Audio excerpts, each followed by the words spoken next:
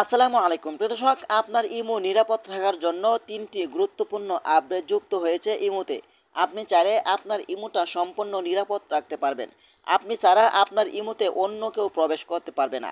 এক নম্বর আপডেটটি হলো, আপনার ইমোটাকে আপনি চাইলে লক লাগিয়ে রাখতে পারবেন।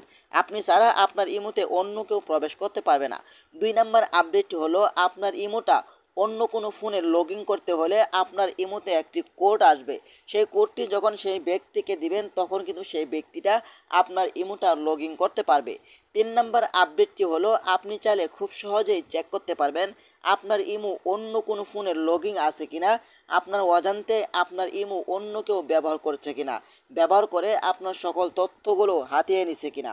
তো চলুন আপনাদেরকে দেখিয়ে দিচ্ছি এই তিনটি গুরুত্বপূর্ণ আপডেটগুলো। তার আগে ছোট্ট একটি কথা বলবো, যারা আমার ফেসবুক পেজে নতুন অবশ্যই আমাদের পেজটি ফলো করে রাখুন এমন গুরুত্বপূর্ণ নতুন নতুন ভিডিও পাওয়ার জন্য।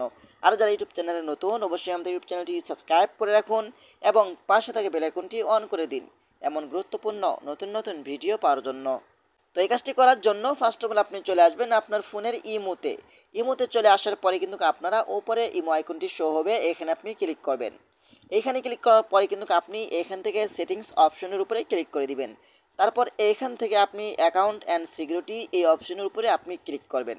তারপর এখানে আপনি পেয়ে যাবেন পাসকোড লক, এখানে আপনি ক্লিক করবেন। তারপর এখানে এনেবেল অপশনের উপরে ক্লিক করে দিবেন। তারপর এখানে যে কোনো চারটি সংখ্যা আপনি দিয়ে দিবেন আপনার যেন মনে থাকে।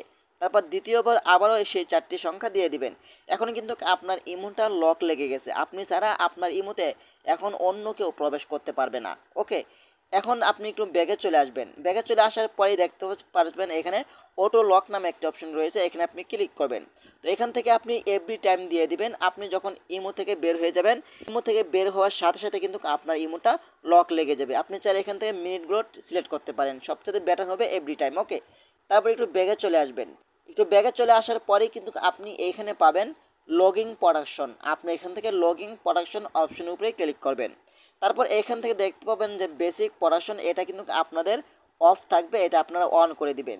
এটা অন করে দেওয়ার মানেই হলো দেখতে পাচ্ছেন এখানে তারা বলে দিছে new device logging requires verification. ঠিক আছে, এটাই বোঝাচ্ছে আপনার ইমোটা অন্য কোনো ফোনে যখন লগিং হবে তখন কিন্তু আপনার ফোনে একটি কোড আসবে। সেই কোডটা যখন সেই ব্যক্তিকে দিবেন তখন কিন্তু সেই ব্যক্তিটা আপনার ইমোটাকে লগ ইন করতে পারবে, তার আগে কিন্তু লগ ইন করতে পারবে না। এটা যদি আপনি অন করে দেন তাহলে কিন্তু আপনার ইমোতে একটি কোড আসবে, আর যদি এটা অন না করে দেন তাহলে কিন্তু যে কোনো সময় আপনার ইমোটা হ্যাক হয়ে যেতে পারে। ওকে, তারপর আপনি একটু ব্যাগে চলে আসবেন। হ্যাঁ, একটু ব্যাগে চলে আসার পরে কিন্তু আপনি কি করবেন, আবারও আপনি এখান থেকে আবারও একটু ব্যাগে চলে আসবেন। তারপর এখানে আপনি পেয়ে যাবেন ম্যানেজ ডিভাইস।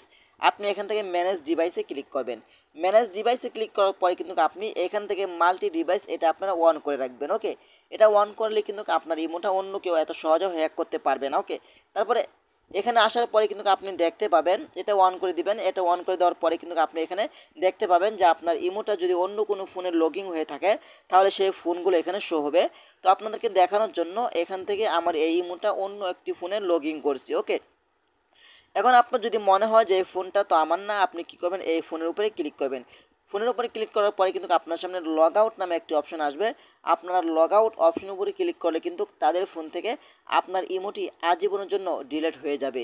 তো এভাবেই চাইলে কিন্তু আপনি খুব সহজেই আপনার ইমোটাকে নিরাপদ রাখতে পারেন এবং আপনার ইমোর সকল তথ্যগুলো নিরাপদ রাখতে পারেন। তো আশা করি আজকের ভিডিওটাই পর্যন্তই। যদি ভিডিওটা ভালো লাগে অবশ্যই লাইক কমেন্ট করে আপনাদের মতামত জানাতে পারেন এবং আমাদের ফেসবুক পেজ অথবা ইউটিউব চ্যানেলটি সাবস্ক্রাইব করে আমাদের সাথেই থাকুন এমন গুরুত্বপূর্ণ নতুন নতুন ভিডিও পাওয়ার জন্য। ধন্যবাদ সবাইকে। আসসালামু আলাইকুম।